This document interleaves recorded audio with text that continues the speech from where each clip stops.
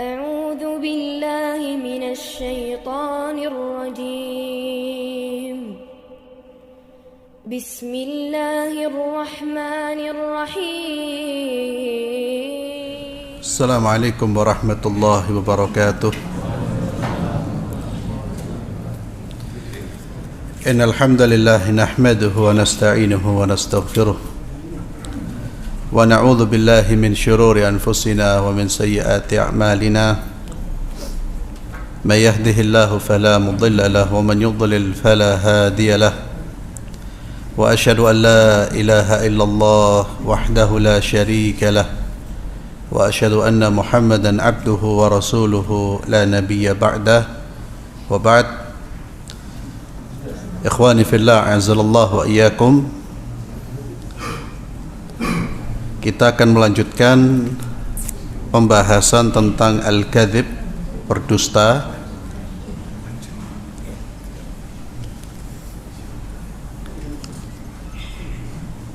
Beberapa ayat telah kita baca pada pertemuan yang lalu yang berkaitan dengan al-kadzib.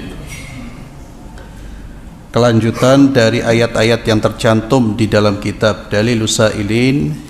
Ini adalah firman Allah Subhanahu wa taala di dalam surat As-Saff ayat 2 dan 3, di mana Allah berfirman, A'udzu billahi minasyaitonir rajim.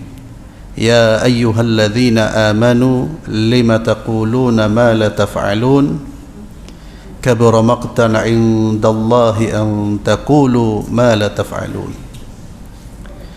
Wahai orang-orang yang beriman, kenapa kalian mengucapkan apa yang tidak kalian kerjakan? Kenapa kalian mengucapkan apa yang tidak kalian kerjakan? Sungguh besar murkanya Allah, atau sungguh sangat besar kemurkaan di sisi Allah bagi orang-orang, atau sungguh besar kemurkaan di sisi Allah jika kalian mengucapkan apa yang tidak kalian kerjakan. Ayat ini memberikan peringatan kepada kita semua agar perkataan dan tindakan kita itu hendaknya selaras. Apa yang kita ucapkan hendaknya juga sesuai dengan apa yang kita kerjakan. Dan ini butuh mujahadah, butuh usaha yang sungguh-sungguh, butuh jihad, ya, jihadun nafas. Menyelaraskan ucapan dan perbuatan ini tidak mudah. Paling mudah itu kan berbicara, ngomong itu paling mudah, cepat, paling enak, gak ada beban. Tapi beban itu ketika kita sudah berbuat sesuai dengan apa yang kita ucapkan. Tentu keselarasan ucapan dan perbuatan ini juga harus sesuai dengan tuntunan, ya. Harus sesuai dengan tuntunan. Kalau ucapan kita tidak sesuai dengan tuntunan, maka jangan dilanjutkan dengan perbuatan. Tapi hal-hal yang baik yang sudah kita ucapkan, kita berupaya untuk menyelaraskan, untuk membuktikan dengan amal perbuatan kita. Kalau kita mengajak orang untuk berakhlak, ya kita tunjukkan akhlak mulia. Kita mengajak orang untuk saling menghormati di antara orang-orang beriman, ya kita tunjukkan sikap saling menghormati. Kita selaraskan selalu ucapan dengan perbuatan. Kemudian di dalam hadis-hadis Nabi sallallahu alaihi wasallam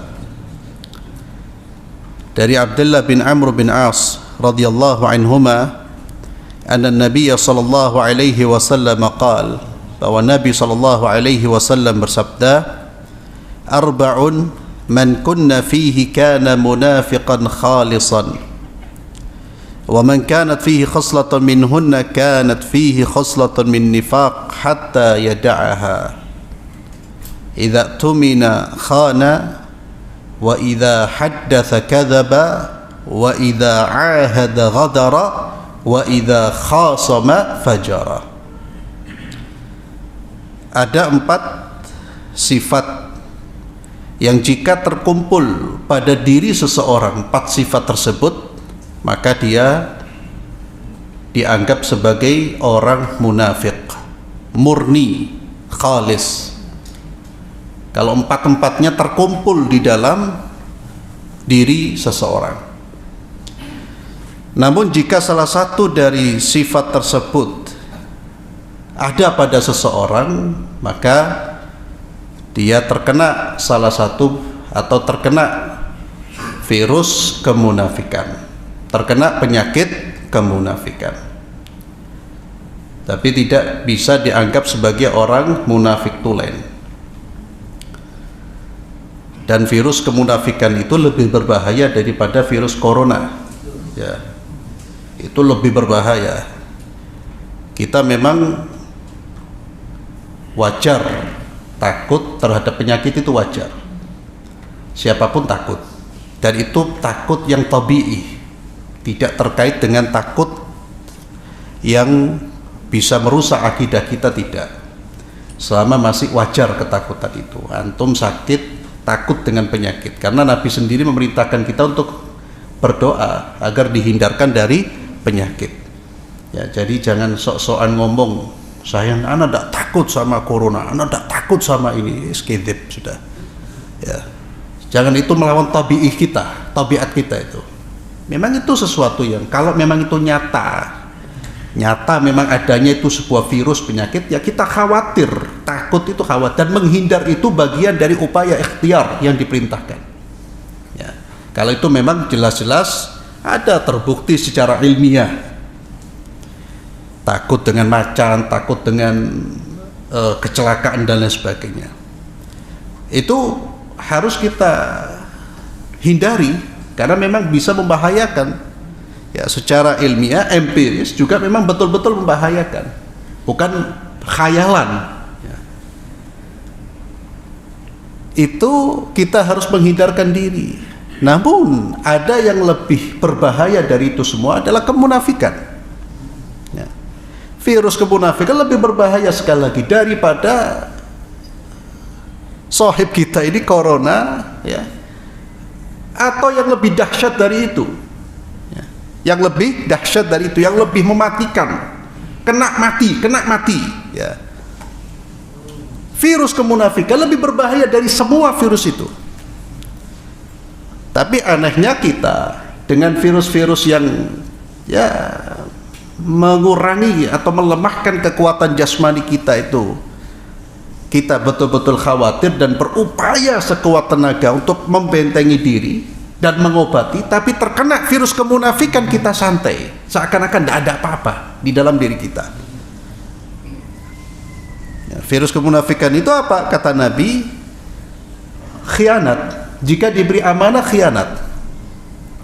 Dan amanah ini sesuatu yang dibebankan kepada kita, itu adalah amanah, atau dengan bahasa yang lain, kewajiban kita yang harus kita tunaikan itu adalah amanah. Baik kewajiban kita dengan Allah Subhanahu wa ta'ala, kita semua punya tugas untuk beribadah kepada Allah, untuk mentauhidkan Allah. Wa ma khalaqtul jinna wal insa illa liya'budun. Demikian pula kita diberi tugas oleh Allah untuk memakmurkan bumi Allah sesuai dengan kehendak Allah Subhanahu wa ta'ala. Amanah itu buat kita, makhluk. Maka jangan rusak dengan kemaksiatan, dengan kedurhakaan, dengan kesyirikan, dengan perbuatan-perbuatan yang dibenci oleh Allah. Tidak amanah kita. Orang mukmin dia akan menjaga amanah, dengan Allah dia jaga. Begitu pula amanah-amanah yang terkait dengan hubungan sesama manusia. Ketika kita diberi amanah untuk melakukan satu tugas dan kita menerima, maka laksanakan sesuai dengan apa yang sudah kita sepakati. Baik kita sebagai pegawai di kantor, kita sebagai pekerja dimanapun, kalau sudah amanahnya jelas, tugasnya jelas dan kita sudah menerima, jangan berkhianat. Seorang mukmin pantang berkhianat, dia akan komitmen. Demikian pula amanah yang Allah berikan juga kepada kita. Ya, ada amanah dari manusia. Amanah yang Allah berikan juga kepada kita apa? Amanah apa? Amanah istri. Itu amanah. Allah langsung memberikan instruksi kepada kita. Istri dan anak-anak itu amanah. Ya ayyuhalladzina amanu qu anfusakum wa ahlikum nara. Perintah dari Allah, jagalah diri kalian, amanah buat kita. Untuk menjaga pemberian Allah, jasmani kita, fikiran kita, hati kita, semuanya harus kita bentengi dari api neraka. Jangan menjebloskan jasmani kita ke dalam api neraka, diri kita ke dalam api neraka, khianat kita. Tapi bukan hanya kita, wa ahlikum, keluarga kalian, amanah. Ya. Maka bagaimana seorang kepala rumah tangga itu memikirkan keluarganya ini jangan sampai tersentuh oleh api neraka. Bagaimana istri saya, anak-anak saya selamat dari api neraka. Itu mukmin yang amanah. Yang dia pikirkan bukan hanya memberi makan, itu kewajiban, itu amanah juga, memberi makan kebutuhan fisik. Tapi lebih dari itu, bagaimana rohani mereka, jiwa mereka terjaga, terus berada di atas fitrah tauhid, di atas fitrah untuk taat kepada Allah dan Rasulnya. Itu juga amanah, itu luas. Apa yang dibebankan kepada kita, diwajibkan kepada kita itu amanah. Maka seorang mukmin dia akan menjaga amanah tersebut. Orang yang sudah mulai meremehkan amanah, amanah apapun itu dari Allah atau dari manusia, maka di dalam dirinya ada bibit-bibit kemunafikan. Kalau dia biarkan, dia akan, bibit ini akan bertumbuh, bahaya itu. Kalau jangan sampai kemudian dirinya dikuasai oleh sifat berkhianat. Yang mana di hari kiamat orang-orang yang berkhianat itu akan diberi tanda khusus pengkhianat, ghadir dia. Hati-hati dengan amanah. Jadi amanah itu ya segala sesuatu yang Allah wajibkan kepada kita atau yang manusia titipkan kepada kita. Kemudian wa idza haddatsa kadzaba. Ini berkaitan dengan materi kita. Orang yang terkena virus kemunafikan ya, itu kalau ngomong selalu berdusta, gampang berdusta, bahkan merasa hambar omongan itu kalau tanpa dusta. Bicara apapun dibumbuhi dengan dusta, itu bahaya sudah, itu kotor hatinya ya. Dia ada virus yang lebih berbahaya dari semua penyakit jasmani. Idza haddatsa kadzaba wa idza ahada ghadara. Jika berjanji tidak dia tepati. Itu juga virus kemunafikan. Hati-hati, janji apapun, apalagi janji dengan Allah Subhanahu wa taala. Janji untuk taat kepada Allah, beribadah kepada Allah ya. Juga janji-janji dengan manusia. Jangan sampai kita melakukan al-ghadar. Wa idza khasama fajara. Orang yang punya sifat kemunafikan itu kalau bertikai dia tidak bisa adil.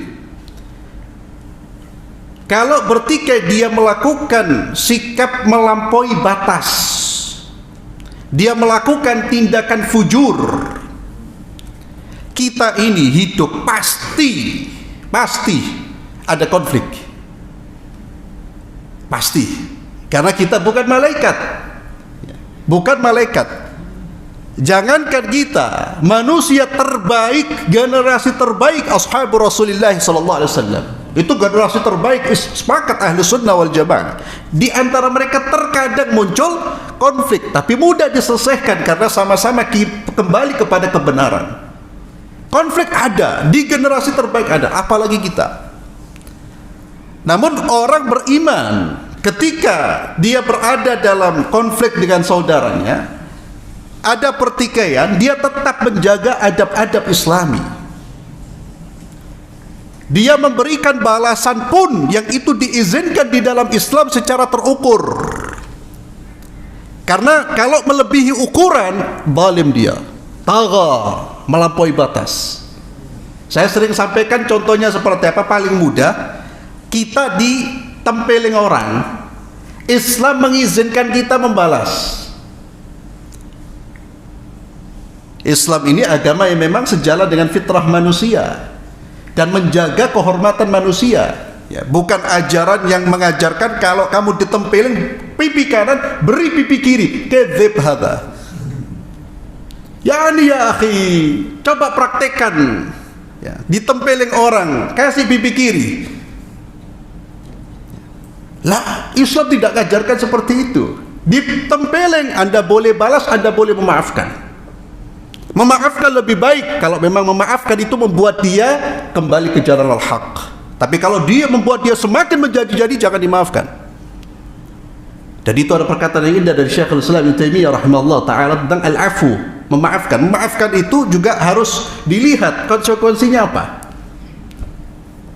Sehingga Nabi ketika Fathu Makkah tidak semua dimaafkan oleh Rasulullah SAW. Sebagian besar dimaafkan, tapi ada orang-orang yang harus dieksekusi.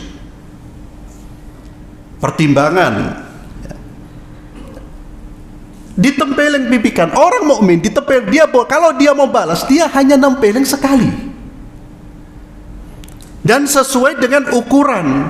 Ya, kalau umpamanya ngaplok ketempelengnya itu tidak terlalu keras, dia mengukur seperti itu mukmin, itu berarti imannya masih kuat, imannya menjaga dia dari perbuatan melampaui batas. Memaafkan lebih baik. Kalau dia dicela, dia tidak akan berlebihan dalam membalas. Ketika dia menempeleng 2 kali, sudah masuk fajara dia. Jadi orang yang merasa terzalimi, hati-hati ketika mau memberikan respon. Ketika Anda memberi respon berlebihan, Anda juga jatuh dalam perbuatan zalim. Munafik tidak peduli dia, tidak peduli dengan aturan. Maka ketika ada konflik, dia habisi lawan dengan segala macam cara, halal haram dia terbang, pokoknya harus jatuh orang ini. Itu munafik, Pak. Ada konflik sama orang, benci sama orang, seluruh kebaikannya tidak pernah dilihat, bahkan kebaikannya salah, itu munafik. Hati-hati. Dan ini ujian. Maka salah satu doa yang diajar oleh baginda Muhammad sallallahu alaihi wasallam adalah wa as'aluka kalimatal haqq fir ridha wal ghadab. Ya Allah, aku mohon kepadamu kalimatul haqq, ucapan yang hak ketika saya ridha maupun ketika saya marah. Karena tidak mudah ketika kita marah, ketika kita benci terhadap seseorang, kita bertindak objektif, bertindak adil. Itu tidak mudah. Tidak mudah. Kalau dalam kondisi senang sama orang, bertindak adil biasa, bahkan terkadang berlebihan. Coba lihat, kadang-kadang hati-hati juga, kadang-kadang kita ini bicara, ya mohon maaf, melihat orang fulan-fulan, terkadang perilaku-perilaku ini kita justru ada di dalam diri kita. Ada konflik dengan umpamanya antar keluarga, dengan anak-anaknya dengan keluarga lain, sudah hilang neraca keadilannya, sudah hilang. Wirid-wirid yang dia baca di sholat itu hilang semua. Dia bersikap zalim, dibelah mati-matian anaknya, padahal jelas keliru, padahal jelas melakukan kezaliman. Lah, dia benar. Hati-hati. Itu orang terkena virus kemunafikan. Maka orang mukmin itu dia bersama dengan al-haq, dia berputar bersama al-haq. Tidak peduli dia apakah al-haq itu bisa merugikan dirinya atau merugikan keluarganya, dia tetap kalimatul haq dia sampaikan. Dan itu sekali lagi berat, ngomong mudah. Kita nanti diuji keimanan kita di bab-bab seperti itu, Pak. Di bab-bab ketika kita mendapatkan ujian, cobaan, apalagi konsekuensinya, konsekuensi kehilangan dunia, oh, itulah baru kita bisa mengukur keimanan kita. Mengukur kita ini komitmen dengan al-haq, itu di situ. Maka Nabi mengingatkan, maka antum bisa melihat ada orang-orang yang kemudian ketika berkonflik, Pak, dia tidak peduli dengan adab, Dia sudah tidak peduli lagi dengan keadilan, kebenaran. Kalau sudah marah, dia tidak bisa kontrol amarahnya. Allah Azza wa Jalla mengingatkan, wala yajrimannakum syana'anu qaumin ala alla ta'dilu i'dilu huwa aqrabu littaqwa. Kamu kalau sudah marah, kebenci dengan seorang, jangan sampai kebencianmu membawa kalian pada sikap tidak adil. Adil itu apa? Wad'u syai' fi mahallih, meletakkan sesuatu pada tempatnya.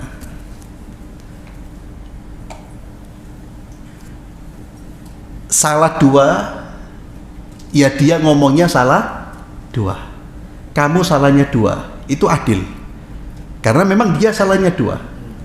Tapi kalau dia salahnya dua, kita katakan 3, 4, 5, bahkan semuanya salah, kita sudah bersikap tidak adil.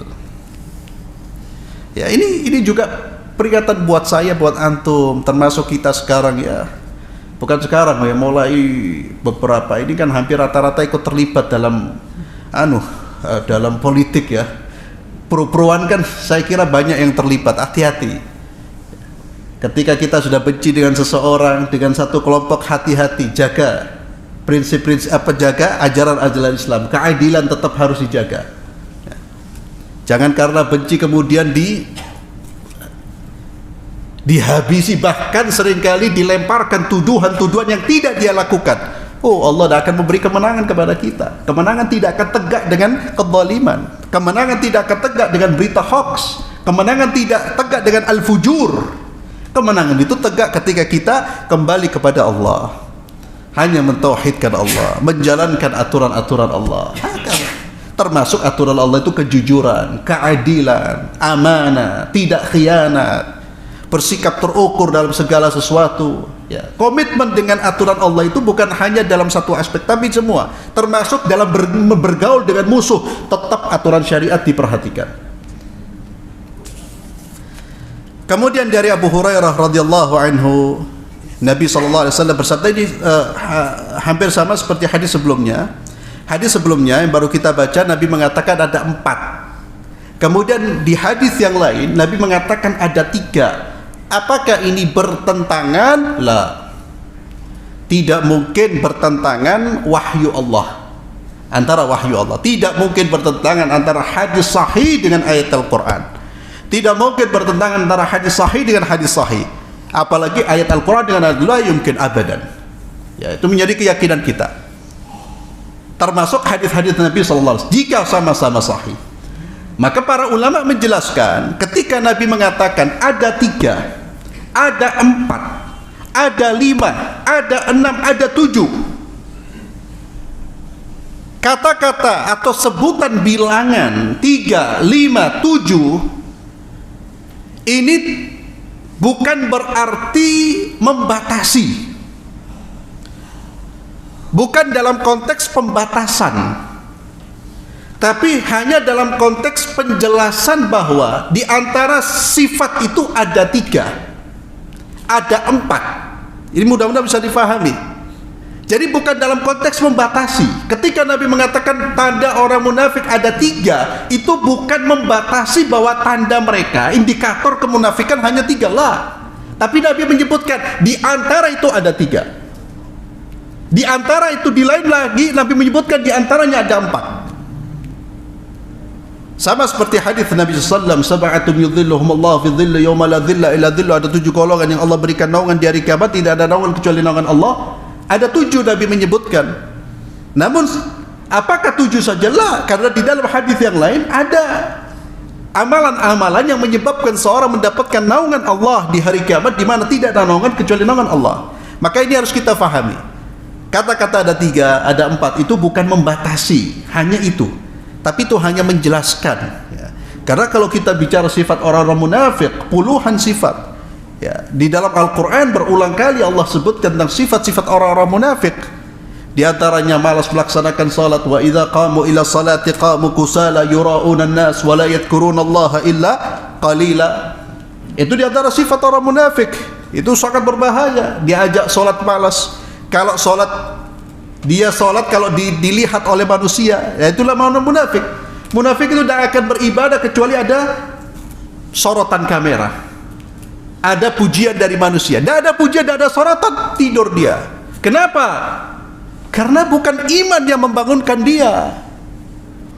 Al-mu'min, iman itu kan di sini tempatnya, awalnya di sini keyakinan, kemudian terlihat dalam perbuatan. Mukmin yang membangunkan dia salat adalah imannya, cintanya kepada Allah, patuhnya dia kepada Allah. Munafik karena tidak ada iman, maka yang membangunkan dia adalah manusia. Hubbud dunya, hubbun nas, itu yang mereka cari, dan itu virus yang lebih berbahaya. Jadi banyak sifat-sifat munafik, termasuk benci dengan syariat Allah subhanahu wa ta'ala, menentang syariat Allah, memalingkan manusia dari syariat Allah. Itu sangat jelas, gamblang di dalam Al-Quranul Karim. Maka harus kita hindari, ikhwani fillah, jangan berkhianat, dusta juga kita harus hindari. Kemudian tidak menepati janji apapun ya akhi, sekecil apapun, dan jangan remehkan janji. Jangan remehkan janji. Kalau kita belum bisa nepati, minta maaf. Minta maaf kepada yang bersangkutan. Afwan, saya belum bisa menepati ini. Ya. Ini termasuk sikap orang mukmin, dan termasuk wa idza khasama, bahkan ketika kita harus berada dalam satu masalah konflik, ya, maka harus betul-betul tetap menjaga aturan-aturan Allah subhanahu wa ta'ala. Jangan berlebihan, jangan bersikap fujur, ya, jangan menganiaya, jangan menzalimi. Kemudian Abu Hurairah radhiyallahu anhu, beliau berkata, bersabda Rasulullah sallallahu alaihi wasallam, iyyakum wadh-dhann fa inna adh-dhanna akdzabul hadits. Kata Nabi sallallahu alaihi wasallam, iyyakum, jauhilah prasangka buruk. Dhann di sini prasangka buruk. Karena prasangka buruk itu adalah sedusta-dustanya ucapan. Ucapan yang paling dusta. Prasangka buruk kepada saudara-saudara kita.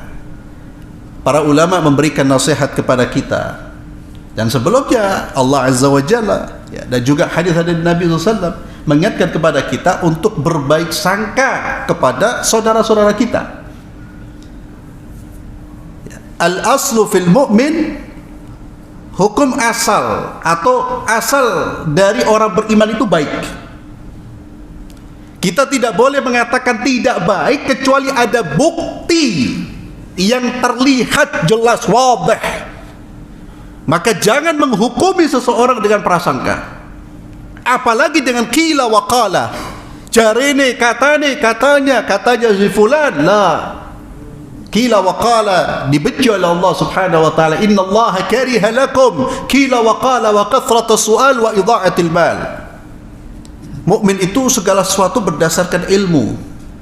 Pegangannya itu ilmu. Ilmu itu apa? Sesuatu yang memang meyakinkan, terlihat, ada buktinya. Jika berkaitan dengan din, agama, wahyu. Berkaitan dengan urusan manusia, ada bukti fisiknya, ada bukti empirisnya. Mana? Tidak ada, khalas, kut, jangan terlibat. Allah Azza wa Jalla firman, wa la taqfu ma laysa laka bihi ilm inna as-sam'a wal basara wal fuada kullu ulaika kana anhu mas'ula. Semua akan diminta pertanggungjawaban di hadapan Allah, termasuk buruk sangka, apalagi buruk sangka terhadap dai Allah. Orang-orang yang setiap hari mengajarkan ilmu, ya, berdakwah di jalan Allah. Buruk sangka terhadap ulama, orang-orang saleh. La. Dan kita punya kewajiban untuk husnudzan.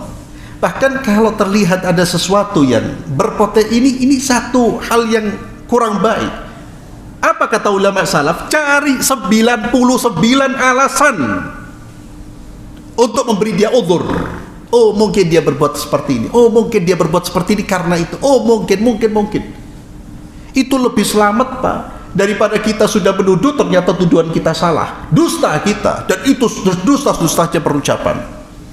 Karena menuduh itu bukan lagi dengan ucapan, ya, itu bisa menuduh itu mafsadanya berat, merusak yang bersangkutan, merusak kehormatan yang bersangkutan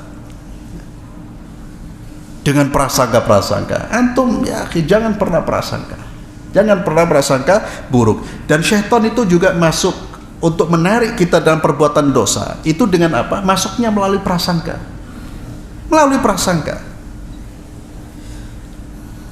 Maka hukum asal orang beriman itu baik. tidak boleh kita mengatakan dia jelek, dia ini dan itu, kecuali memang ada bukti yang jelas ya. Illan tara kufran bawah indakum minallahi ta'ala fihi burhan, jelas sekali ya. Tidak boleh dengan menghukumi orang dengan bukti yang samar-samar, belum jelas ya, apalagi kabar-kabar burung ya, itu harus dihindari. Kemudian dari Wathilah ibn Asqa radhiyallahu anhu, dari Nabi sallallahu alaihi wasallam, beliau bersabda, inna min a'dhamil fira an yadda'i ar-rajulu ila ghairi abih. Di antara dusta yang paling besar ya, seperti yang saya sampaikan ikhwani fillah, dusta itu haram. Namun dusta itu bermacam-macam dan juga bertingkat-tingkat. Dusta yang paling berat adalah berdusta atas nama Allah. Orang berdusta atas nama Allah subhanahu wa ta'ala. Allah menghalalkan padahal dia tahu Allah tidak menghalalkan. Itu paling berat ya. Jadi bermacam, termasuk berdusta atas nama Rasulullah sallallahu alaihi wasallam. Maka berdusta itu bertingkat-tingkat. Kata Nabi, di antara dusta yang paling besar, seseorang mengakui dirinya anak dari orang yang bukan bapaknya. Dia menisbahkan dirinya kepada orang yang itu bukan bapaknya, namun seolah-olah itu bapaknya. Atau bukan dia yang bukan sang anak yang menisbahkan orang lain sebagai bapaknya, tapi orang lain yang menisbahkan fulan itu anaknya si fulan, padahal si fulan bukan anaknya. Ini termasuk dosa besar. Sehingga seseorang yang dipelihara atau bahkan dibuang oleh bapaknya, tidak boleh dia mengganti nama bapaknya. Hati-hati. Siapapun yang memelihara anak mulai kecil, bahkan mulai bayi, dipelihara, tidak boleh kemudian dia menisbahkan, menyantumkan namanya, dinisbahkan kepada anak ini seolah-olah dia bapaknya. Lah, tidak boleh. Bapak itu, nama bapak tidak bisa hilang.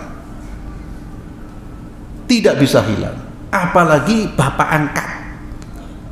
Bapak angkat itu tidak boleh dicantumkan namanya sebagai seolah-olah dia bapak biologis. La bayajus. Hati-hati.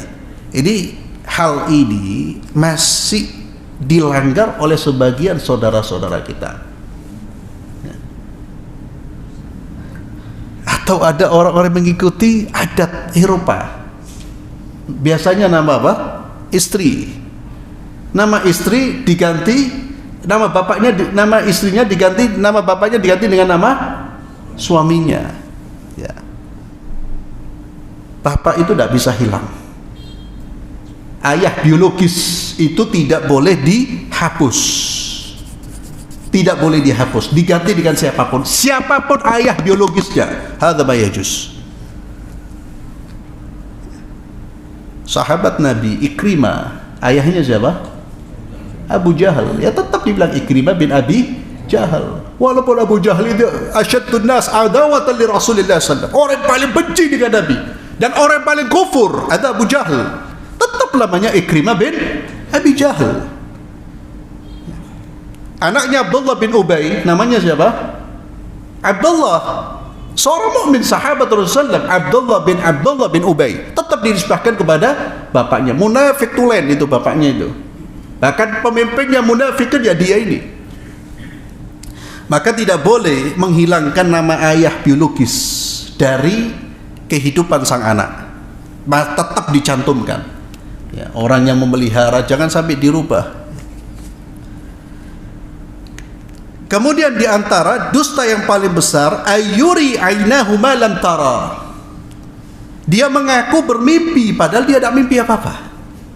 Ya, hati-hati. Ya, seorang mengatakan tadi malam ana bermimpi didatangi malaikat Jibril. Ya Allah, datang kepada saya ya. Ya, hada kadhib. Ya. Atau mimpi kemudian mimpi apapun. Mimpi apapun, jangan sampai berdusta. Jangan berdusta di dalam soal mimpi.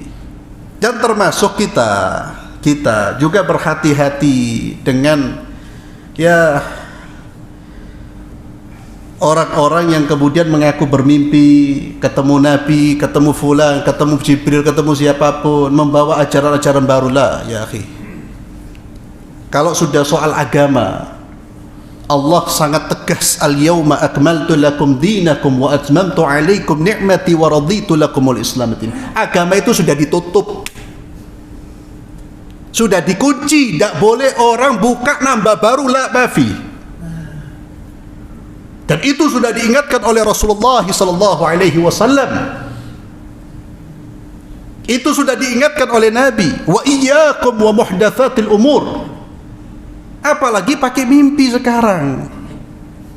Sudahlah, jalankan apa yang sudah termaktub di dalam buku-buku hadis. Itu pun tidak sempat kita menjalankan semuanya, kok ditambahi lagi. Kita mau wirid, ikuti apa yang sudah diajarkan oleh Sayyiduna Muhammad SAW melalui sanad yang jelas dari orang-orang jujur, para sahabat Rasulullah SAW. Itu ikuti saja, selesai. Itu pun ngikuti itu insya Allah gak tuntas kita. Atau baca buku Al-Adhkar Imam Nawawi, saat gini loh, gak tuntas itu sekarang. Ya. Jangankan ngamalkan, lihat bukunya kadang-kadang belum ada yang mungkin belum tahu. Ya akhi, mau salawat Nabi, ikuti sudah yang ada, selesai. Saya sampaikan ini terkadang kadang-kadang ngelihat, ya Allah, karena sekarang era digital, era medsos ya, wah banyak macam-macam orang sekarang nge-share itu. Mimpi ketemu Nabi membawa ajaran baru, la ilaha illallah ya akhi. Sudahlah, kembalikan orang itu kepada sunnah Nabi yang jelas, selesai. Pokoknya jangan nambah amalan-amalan kecuali ya memang sabit dari Rasulullah yang diriwayatkan oleh sahabat Rasulullah sallallahu alaihi wasallam, itu disepakati oleh 4 imam madhab. Kelas, titik. Ya, ini tidak tahu kok banyak sekarang. Oh ya, orang dagangan dengan mimpi ini banyak sekali sekarang. Ya, saya bertemu, guru saya bertemu dengan Rasulullah, ini ada ajaran baru. Ya Allah, ya Rahman. Kita ini umat Islam ini sudah banyak meninggalkan hadis. Ya. Antum buka kitab Riyadhus Shalihin, Imam Nawawi, itu banyak sekali amalannya belum kita kerjakan di situ. Yang tertulis itu belum, kok ditambah sing anyar. Ya. Yang Riyadhus Shalihin bukan Kutubus Sittah, yang Riyadhus Shalihin itu loh. Coba dibaca itu, banyak yang belum kita amalkan itu. Wirid-wiridnya banyak yang belum kita amalkan. Kok ditambah yang baru ya akhi? Apakah gak boleh wirid dengan? Silakan mau wirid, kita mau wirid. Yang penting ada lafaz-lafaznya dari Rasulullah sallallahu alaihi wasallam. Ya, itu yang terbaik. Ini berkaitan dengan mimpi. Ada, dan juga hati-hati dengan mimpi, ikhwani fillah. Syaitan juga masuk dengan mimpi. Saya juga mungkin pernah cerita, ada si fulan datang ke saya pribadi. Dia mengatakan, Ustaz, saya bermimpi 6 hari didatangi oleh sosok dengan pakaian putih-putih, surban putih, pakaian putih ya Ustaz. Saya diberi wejangan. Di antara wejangannya itu suruh tirakat di rumahnya tidak boleh keluar selama 6 hari. Saya bilang syaitan ya akhi. Loh, Ustaz, putih-putih, hatta putih orangnya, syaitan hada. Kenapa saya bisa tahu? Ya akhi, Nabi SAW nyuruh kita keluar ke masjid. Hada, jangan ke masjid, syaitan. Ya, sandarannya jelas. Kan tuh kembali kepada Quran dan Sunnah. Mimpi itu datang, diukurannya Quran dan Sunnah. Bukan Quran dan Sunnah diukur, atau mimpi dijadikan untuk mengukur Quran dan Sunnah kita. Itu bukan ajaran agama Rasulullah SAW. Artinya apa? Orang awam terkadang itu terkecoh dengan mimpinya. Antum bisa membedakan ini mimpi tidak benar kalau sudah menyisih syariat Nabi Muhammad SAW. Tak boleh keluar 6 hari, sholat di rumah. Iya, lah ya akhi. Nabi nyuruh Abdullah bin Ummi Maktum buta, disuruh ke masjid, antum kok sholat di rumah.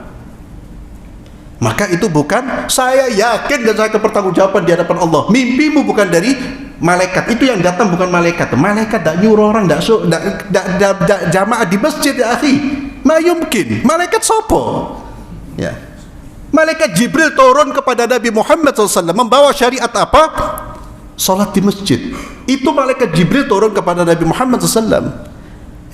Dan ini malaikat, ya akhi, saya tahu tidak mungkin mimpi di dalam mimpi antum kemudian dengan wajah yang serem ya.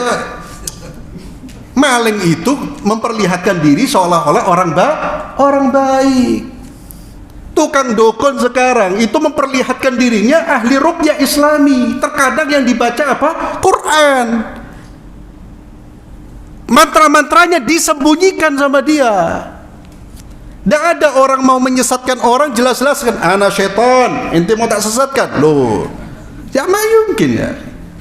Maka hati-hati dengan mimpi. Tapi mimpi-mimpi yang menegaskan kebaikan, itu insya Allah itu kebaikan. Kita dimimpini orang kemudian disuruh untuk sholat berjamaah, itu insya Allah baik, itu mimpi baik.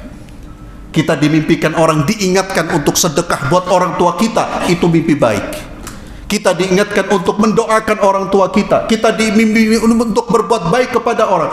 Artinya mimpi-mimpi yang menegaskan kebaikan, menegaskan syariat Muhammad SAW, itu mimpi yang baik. Tapi kemudian mimpi yang menyuruh kita untuk menyelisihi, menambah, mengurangi, khalas, biarkan. Hadza minasyaitan. Au yaqulu ala Rasulillah sallallahu alaihi wasallam ma lam yaqul. Termasuk dusta yang paling besar itu mengucapkan ucapan atas nama Rasulullah sallallahu alaihi wasallam apa yang beliau tidak ucapkan. Bersabda Rasulullah sallallahu alaihi wasallam padahal itu bukan sabda Nabi. Itu sabdanya dia, sabda gurunya, sabda syekhnya. Hadza khatrun. Dan Nabi sallallahu alaihi wasallam dengan tegas mengancam orang-orang berdusta atas nama beliau sallallahu alaihi wasallam. Man kadzaba alayya muta'ammidan falyatabawwa maq'adahu minan nar. Barang siapa berdusta atas namaku muta'ammidan, dengan sengaja, maka hendaknya dia memesan tempatnya di api, tempat duduknya di api neraka. Dan ini juga peringatan juga buat kita, ikhwani fillah, peringatan juga buat kita agar tidak gampang menyebarkan hadis-hadis Rasulullah sallallahu alaihi wasallam. Pastikan hadis itu memang hadis Nabi. Saya lanjutkan sedikit ya, biar tuntas. Kemudian Nabi sallallahu bersabda, kafa bil mar'i kadziban yuhaddits bi kulli ma sami'. Ini juga peringatan buat kita. Cukuplah seseorang itu dianggap berdusta kalau dia menyampaikan setiap yang dia dengar. Maka di sini pelajarannya apa? Jangan suka oper berita tanpa filter. Dapat share langsung dusta kita menurut Nabi Muhammad SAW. Seorang mukmin ketika dapat berita, yang pertama dia harus verifikasi ini benar apa enggak. Ija'akum fasikun binaba'in fatabayyanu. Ini yang pertama, itu cara kita mengelola berita yang datang baru. Yang pertama tabayyun dulu. Yang kedua, sudah tabayyun benar. Yang kedua, bertanya, kita perlu tanya, manfaat enggak kalau saya sebarkan? Kadang kebenaran itu disebarkan tidak ada manfaatnya, atau justru ikhwani fillah disebarkan justru bisa menimbulkan mafsadah yang lebih besar. Contohnya apa? Saya betul-betul mendengar si fulan ngerasani si B. Saya tahu, saya dengar itu. Apakah manfaat lalu saya lapor kepada si B? Hei si B, si fulan ngojeng ente. Manfaat apa enggak? Enggak manfaat. Benar itu ucapan fakta. Saya dengar dengan telinga, tapi tidak semua yang kita dengar kebenaran itu bisa disebarkan. Justru bagaimana caranya? Nasihati si B, si A, si fulan. Ya fulan, ya akhi, jangan mengkuji ya akhi. Kalau antum ada sesuatu, ada kesalahan dia, datangi dengan cara yang baik. Hadal akhlak, hadal Islam. Itu ajaran Islam. Yang terakhir, di dalam dusta ini ada dusta yang diperbolehkan berdasarkan hadis Nabi sallallahu alaihi wasallam. Beliau bersabda, laisal kadzdzabul ladzi yuslih bainan nas fayunmi khairan ay yaqulu khaira. Kata Nabi, bukanlah pendusta orang yang berdusta dalam rangka untuk memperbaiki hubungan di antara manusia. Dia memberi atau memberikan berita yang baik, ya. Dia menumbuhkan sikap positif kepada orang lain untuk sama-sama bisa kembali bersatu, islah. Umpamanya seperti contoh kita mengatakan kepada si A dengan si B sedang bertengkar, bertikai. Lalu kita ngomong sama si A, ya fulan, si A, si B ini sebetulnya senang sama si B ini sebetulnya tidak pengen konflik si B. Dia ngomong sebetulnya padahal dia tidak dengar apa-apa dari si B.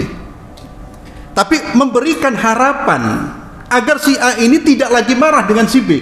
Dia pun ke si B, ya fulan, Si A ini sama antum sebetulnya dia tidak pengen bertengkar. Ya.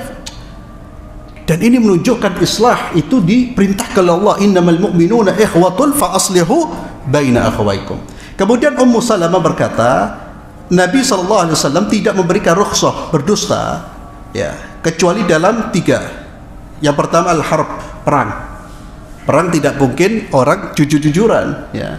Jujur menyampaikan strategi ke musuh, itu namanya bukan jujur tapi sikap bodoh, ya. Perang itu jelas. Kemudian yang kedua wal islah bainan nas, memperbaiki hubungan di antara manusia. Dan ini sebaiknya dilakukan dusta ini ketika tidak ada jalan lain kecuali dengan dusta. Yang ketiga wa hadithur rajul imra'atahu wa hadithul mar'a zawjiha. Ya. Jadi obrolan suami istri itu juga boleh berdusta untuk mengawetkan hubungan di antara mereka berdua. Tapi bukan berdusta untuk khianat, ya. Bukan berdusta untuk selingkuh, itu tidak boleh. Tapi berdusta, contohnya seperti apa? Obrolan seperti biasa, seperti kita memuji istri kita yang terkadang memang, ya faktanya nggak gitu. Ya, inti harim yang paling jamil yang pernah anda lihat, padahal ada. Ya, coba untuk nyenangkan dia. Intinya ada kata-kata yang memang kata-kata yang membuat orang, istri pun demikian. Oh, itu laki-laki masya Allah di sasa ini itu paling ganteng. Ya. Intinya apa? Tujuannya untuk mengawetkan keharmonisan. Dan ini juga pentingnya menjaga keutuhan rumah tangga. Ya. Tapi kalau dusta jangan terlalu jangan terlalu jangan terlalu bocoknya itu jangan terlalu kentara. Ya, antum ya afwan ini bukan menjelek-jelekan orang, ya, menjelek-jelekan warna kulit, ya. Umpamanya istri kita Aswad umpamanya, terus kita panggil Humaira, ya. Akhirnya istri kita bilang lu Hoza ini. Ya. Itu macam-macam, ya. Artinya dustanya terlalu inilah. Ya. Wallahu a'lam bissawab. Kita akhiri dengan doa kafaratul majlis. Subhanakallahumma bihamdik asyhadu an la ilaha illa anta astaghfiruka wa atubu ilaik. Assalamualaikum warahmatullahi wabarakatuh.